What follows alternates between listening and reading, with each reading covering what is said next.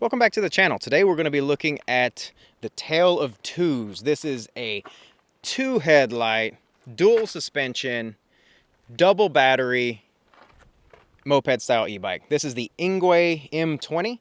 It is a 750 watt hour continuously rated hub motor. This comes with two 13 amp hour batteries, which if I do the math very quickly, gives you 26 amp hours of 48 volts battery power to get you down the road. It also has dual suspension. You've got a air shock in the back, and then you have a traditional regular side down suspension fork in the front, but it is dual crown to help it really help it make it look extra mopedy or extra motorcycle-y. It also, again, you have your dual headlights, which these are really awesome. We just tested these out last night, and you can see that they are on here. And what I like about them is a lot of these moped style e-bikes is you never get the lights just where you want them. And with these, on these brackets, you can loosen them up a little bit and you can angle each one and really get a spread of how you want. So you can have something really shining down towards your front tire and then one looking off a little bit more in the distance, or however you prefer. I don't think that was their intent, but that is a very cool additional feature. The other thing about this bike that I like is that it has cast wheels. I really like these. Some bicycle purists and motorcycle purists really love spokes. To me, spokes is another maintenance item. Spokes do loosen up over time and have to be retightened.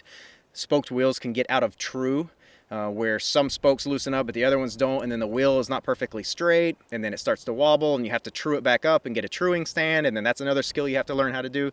This is more dummy proof, which works out really great for me. That this will never get out of true. Now, if it did break or something, you would have to buy another one, but I would think that highly unlikely on a bicycle with these giant, chunky 20 by 4 inch tires. You have a lot of cushion in there before you're ever going to break that wheel.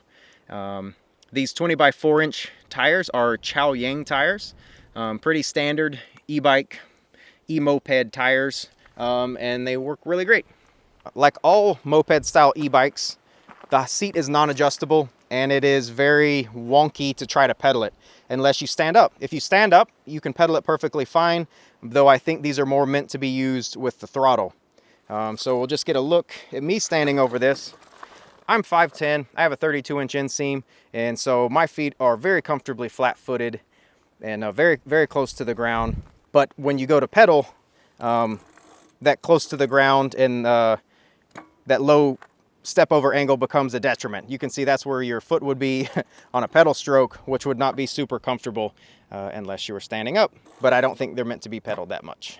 Engwe claims this is good for a 10-degree climbing angle, and we're going to test that here very shortly and see if it can. And we're going to do it on 10 degrees or more that has a very loose surface, this very loose, gravelly, loose rock surface. So the brakes on here, they are a little bit more budget friendly. These are 160 millimeter rotors, and they are mechanical disc brakes. I haven't had any problems with them. The 160 seems to be just fine. It does save you some money, and if you're trying to get a dual suspension bike, you probably have to find some ways to get under that price point, and they did it here with the brakes. And the fenders. And the fenders. The fenders are they were damaged in the box, and you can see they are I can bend them by hand. I can bend them completely out of shape by hand, which maybe is a good thing. So later on, you can bend them back if something ever hits them and they get warped.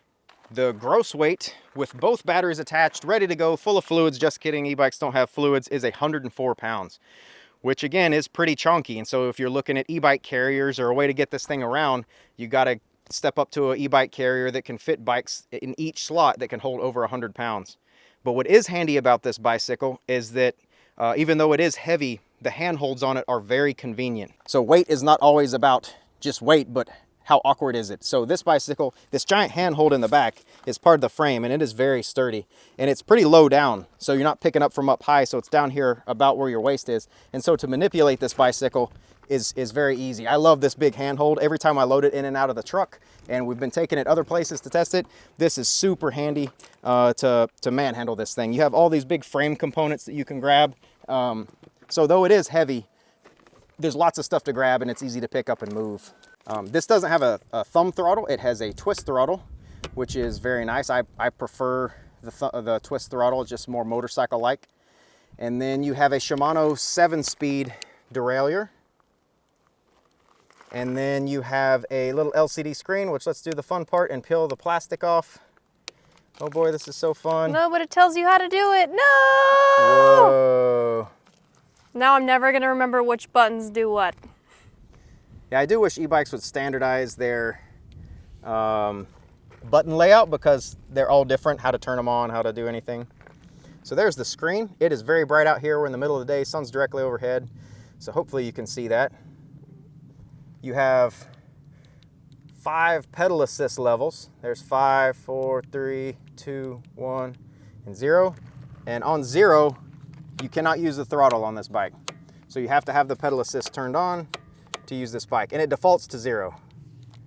So put it back up to 5, where everybody's gonna leave it. You have a dedicated button for your headlights, which I really like. A lot of the other, they'll use the power button, or they'll use another button that you do a long hold or a double press. I love a dedicated button for the headlights, and you have a dedicated horn button. Again, it sounds like a forklift if you've ever worked in a warehouse. Every time you go around the corner with your forklift, that sound sends shudders through my spine after spending a lot of time on a forklift.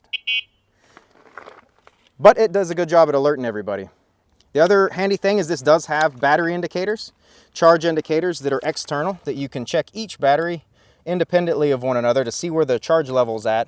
And you can do it without turning the bike on. So that's super handy. Some bikes you have to turn the bike on, wait for it to boot up, and then see your battery level. Here, you can do it completely independently from the bicycle being on. These also have nice power switches. I like that the charging locations, the charging ports, and the power switches on these are on the same side. Some of the other bikes we've reviewed, there will be a different style of power switch or in a different location, and you'll forget to turn one on or the other one. And this is very nice because they're both right here and they're both looking at you right in the face, because they appear to be the exact same battery.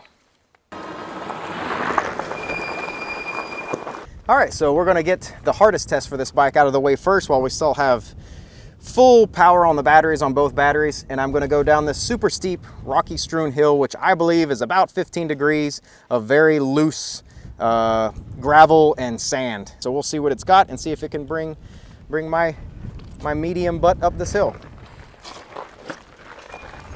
My medium butt, by the way, is about 185 pounds, 5'10". Just to give you an idea of what we're working with. It's about 68 degrees here today. Very windy, but about 68 degrees. So that'll give the batteries a good chance to not overheat and throw a code. There's that big steep hill you can see. And we'll be going up through here, through this loose strewn gravel. And there's a little pocket up here of gravel as the water has made a trench. And that'll be, sometimes I get stuck on a regular pedal bicycle there and have to put my foot down and start again. So we'll see how this does.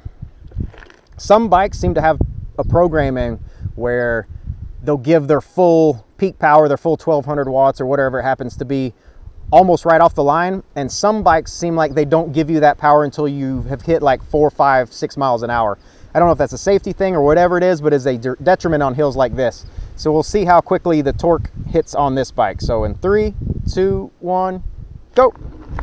All right, so I think this is one of those bikes where it needs to have a little speed before it gives you full power. All right, loose gravel section there. You can hear it in the camera. 15 kilometers an hour, 13. I'd give it to you miles an hour, but I forgot to change it. 10, 9, 8. Will it keep going? Will it throw a code? Very loose and sandy. 6 kilometers an hour. Holding it to the floor, not going to give it any help. Will it do it? 6. It's holding strong at 6 kilometers an hour. I don't know what that is in freedom units. Uh-oh, we might be stopping. We might be stopping. We might be stopping. Definitely a test of my balance. And that's it. So it will not climb this without pedal assist. It did feel a little bit less of a torque hit than some of the other bikes we've tested, but most of the bikes we've tested will not make it up this hill. All right, let me try it again and give it a little bit of pedal assist and see how much pedal assist it needs. Now what I will say is that the suspension coming down here does feel very nice. It's not very pogo-y. That air shock in the back does feel very nice. Very plush and compliant, especially for a bike that is this budget friendly. All right, let's, I got it in pedal assist 5, and I'm gonna start going up through here. I have it in gear number 5 on the Shimano 7-speed, and see how much help I have to give this thing. Now I'm just gonna pedal a little bit, and already I can tell just my seated half-assed pedaling is gonna help this bike to get up through here.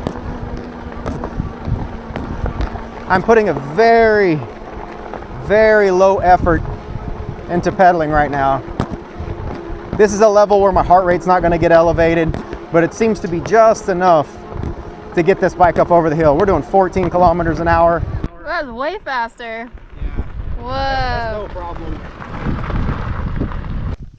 All right, so we'll give you some specs on this rear shock here. It is a HLT 100 hot, if that means anything to you.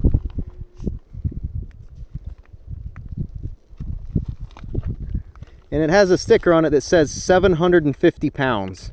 That is not the payload of this bike, but the sticker says 750 pounds, HLT 100 hot. The maximum payload of this bike is 240 pounds.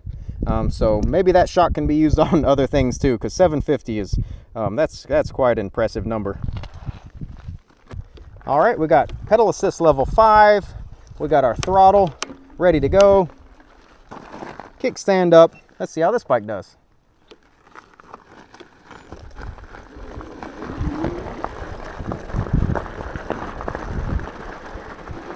I will say, out of the moped style e-bikes that we have ridden, the rider triangle on this is more comfortable for me. Some of the rider triangle on these moped style e-bikes don't quite fit depending on your measurements and your torso length. But this bike really does. I feel very comfortable on this bike. And with all these moped style e-bikes, there's something about this style where for me it makes me feel like I'm a kid in middle school, and I just want to stand up and bounce the suspension and weave around and feel like I'm in Stranger Things. Now, the last bike that we reviewed on this channel was the Milod, and the Milod would be a direct competitor for this. Similar budget, dual battery, 750 watt nominal, you know, both peaking around 1200 watts. This bike is cheaper, but it is more comfortable. I will say that the Milod had a more powerful motor. I don't know if that's due to the controller or the programming of letting it have its power to a lower speed, but this bike is more comfortable. You can sit way back here on the seat. You know, if you're taller, had a longer torso, you can sit up here. So even though the seat's not adjustable, where you actually sit down is adjustable, just by the nature of moving your own body. The last moped style e-bike, again, comparing it directly to the Milod because they are such direct competitors, the wheelbase on this is much shorter. The wheelbase is much shorter, and then you have a little bit less ground clearance measuring from the bottom of the front crankset. But what that does is it lets your legs feel more natural. It drops them down a little bit and makes them feel a little bit more natural when you actually need to pedal.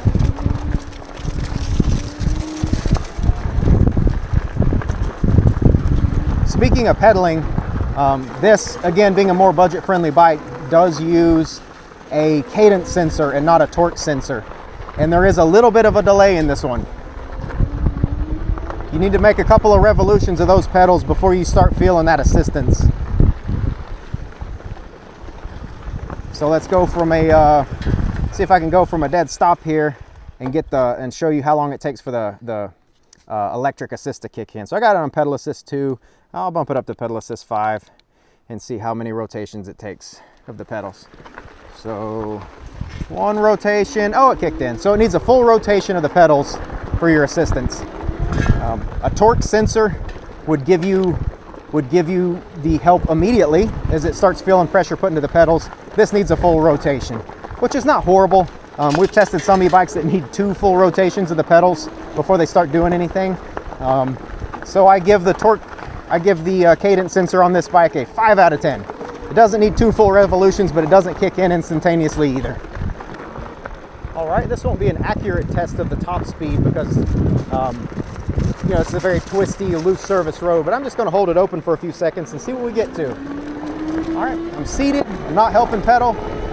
That's 31 kilometers an hour, 36 kilometers, 37, 39, 40.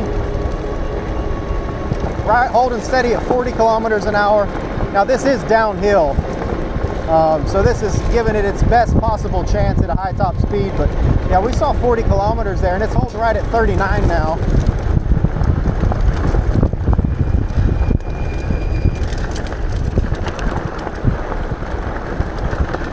I love the dual suspension and this kind of washboarded chatter here on this gravel road. If this was a rigid frame or just a front fork, I'd be getting beat to death right now, or I'd have to be standing up on the pedals.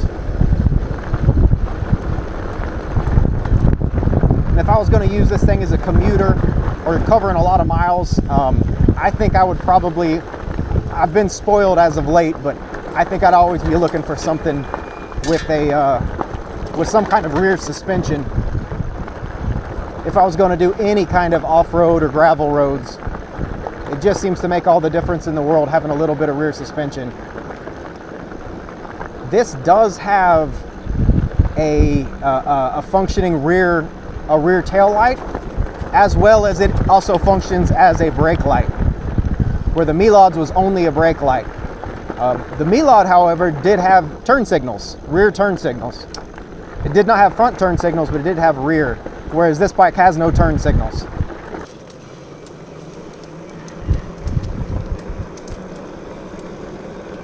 So in front of us is the last bike we tested. And you can see it's got a rear tail light. Can you let go of the brakes? See, when she lets go of the brakes, there's no light, which is opposite of this bike. You can also kind of see how long the Milod looks.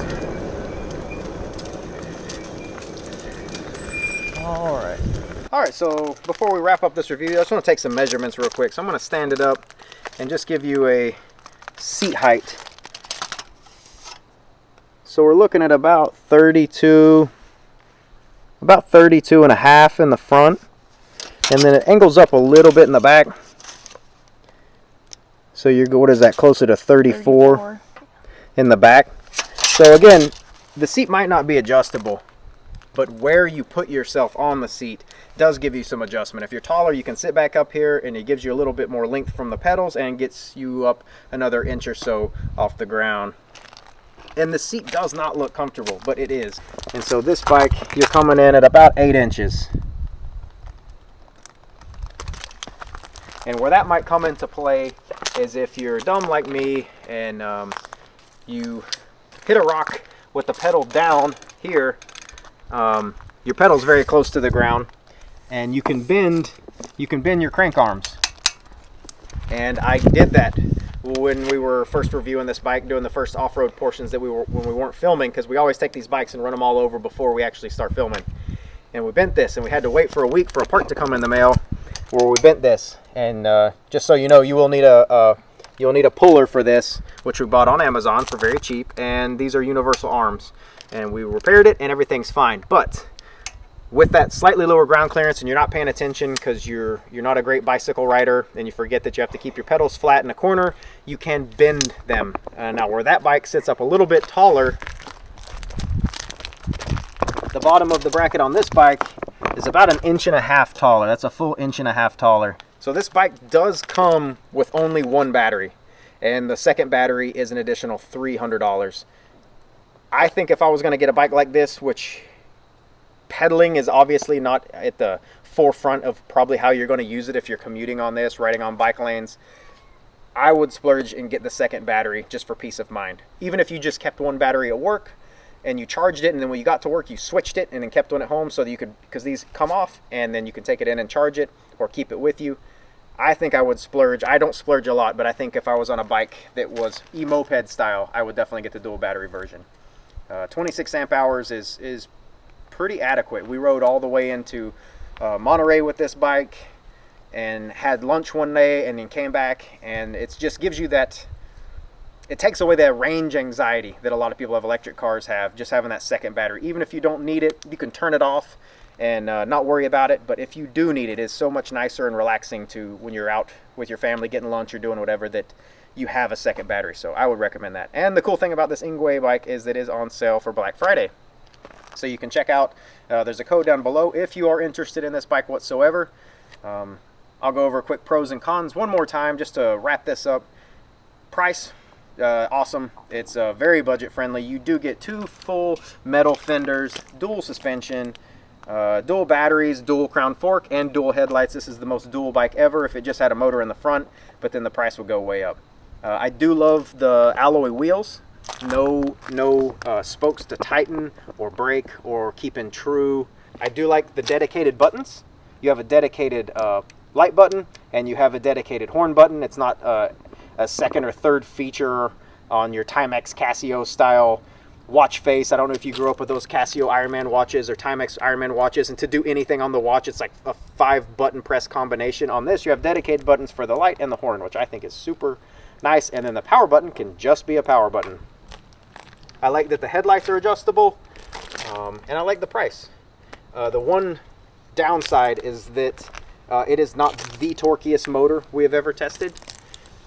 It is definitely sufficient, but when you start pushing it on that steep sandy strewn hill that we took it up, it did need a little pedal assist. And I think that might just be a programming thing, that it doesn't like to give full power below a certain speed. But once it gets going, it is a quick, perfectly adequately powerful bicycle. We haven't had anything go wrong with this bike other than when I hit a rock with the pedal and bent it, but it was an easy fix. The parts were readily available on Amazon, which is always nice. So if you're interested in this Engwe for Black Friday, purchase for a gift for someone else or yourself, you can check out the link in the description. And if you're not, we'll see you guys next video.